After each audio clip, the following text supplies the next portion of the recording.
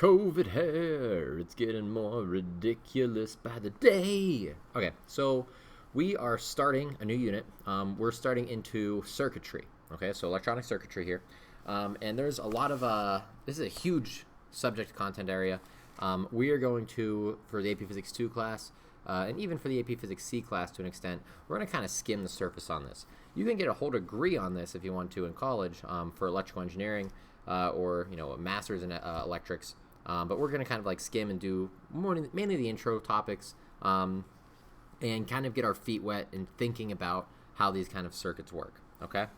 Now, what we first need to understand is that the study of circuitry is really just a study of how charges move, okay? Before we were talking about electrostatics, so the charges were static, they were unmoving. And with circuits, our charges are going to be moving now. And because of these moving charges, we are doing work, so to speak, as we've seen in the last one, work equals QV. And because we're passing things through a voltage, we're moving these charges, we can do useful work and get electricity out of it. Now, in doing this, these moving charges, there's a few different terminologies that we'll be using here. Some are familiar, some may not be. But these moving charges, we're going to call a current. And I like to think of as a current very similar to water flowing through a river. These are like charges flowing through the river.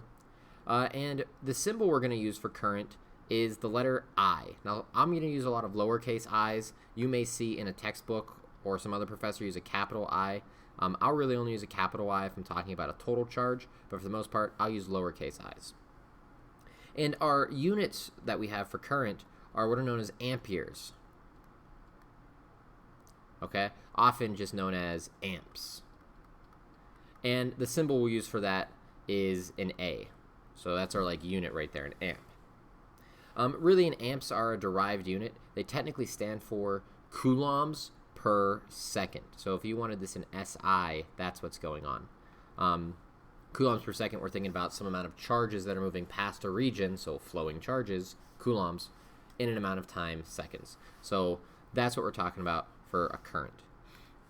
Now, the other two things that we'll kind of already know about are a voltage.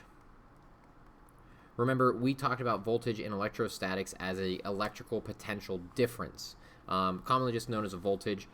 Capital V is what we're going for there, and as we already know, these are just in volts, which we use the letter capital V to designate the unit as well, okay? This voltage pops up when we start talking about we have a 9-volt battery or a 9-volt electromotive force or a 12-volt car battery. We're really just talking about a voltage difference, and that voltage difference is allowing us to do work, as we saw in the last unit, with work equaling QV. And last but not least, we do have one final property that you're probably familiar with. It is the idea of resistance. And our symbol for resistance that we're going to use is actually a capital omega. Looks like that. You can see I can draw that better than I can write. And this unit of resistance is what is known as an ohm, okay? And our unit we will have for that is the ohm, and our symbol we'll use for that is actually indeed the ohm value right there, okay? And I guess I should actually say this. While I drew this there, that's not what we use for resistance. We use the letter R. Duh.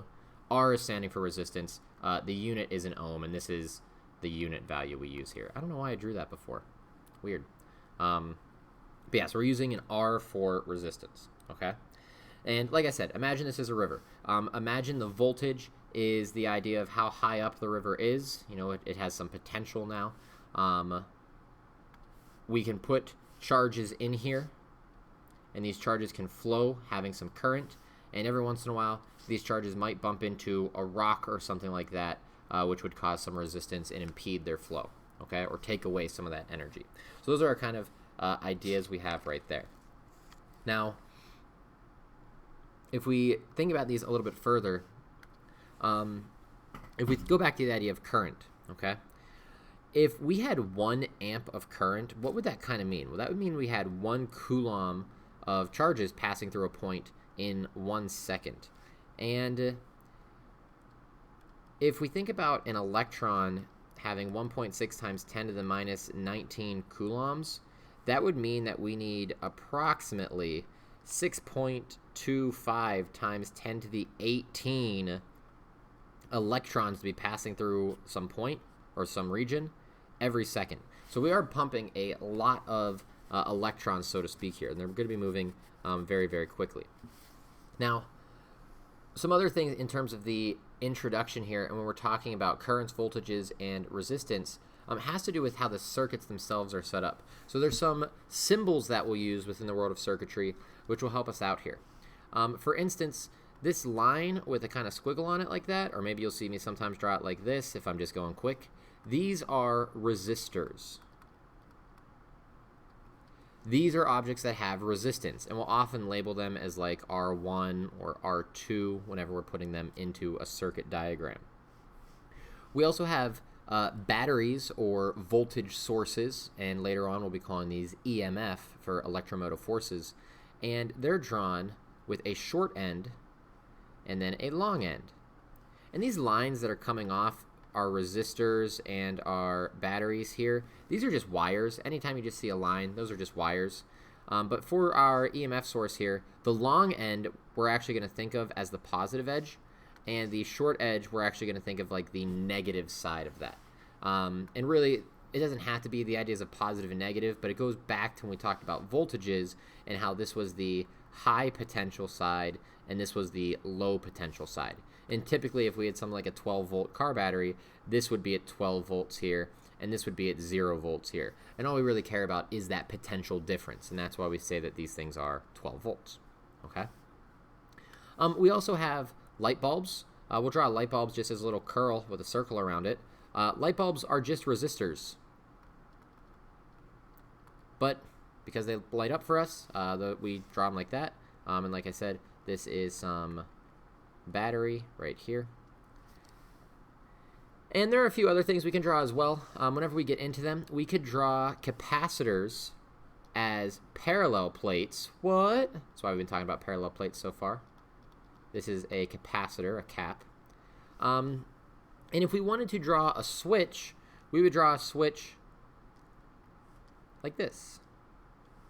So we've got wires and that switch would, in theory, we could flick it down and it would close off the circuit here. Okay, so these are some basic things that we'll be dealing with within this unit initially. Now there's so many more things that you could draw in the world of circuitry. We've got transistors, we've got diodes, we've got LEDs, we've got 6-pin, 8-pin, 12-pin little chipsets, inductors. There's so many different things that we could be drawing here. But these are the basic things we're going to start off with. Now, one of the things that we need to get into whenever we start looking at these is how is our voltage being used across these circuits, and that's what we're going to look at in our next video on Ohm's law. But for right now, that's what we're talking about right here. How are these shapes being drawn? How are we drawing these on a circuit diagram? And kind of what are our units that we're going to be using throughout this unit, okay? And what different topics. So the idea of current, a voltage, and a resistance, and their equivalent units going on here, okay? So in our next video, we'll talk about why Ben Franklin is giving us a hard time and Ohm's law, which comes into play. Until next time, take it easy. Adios.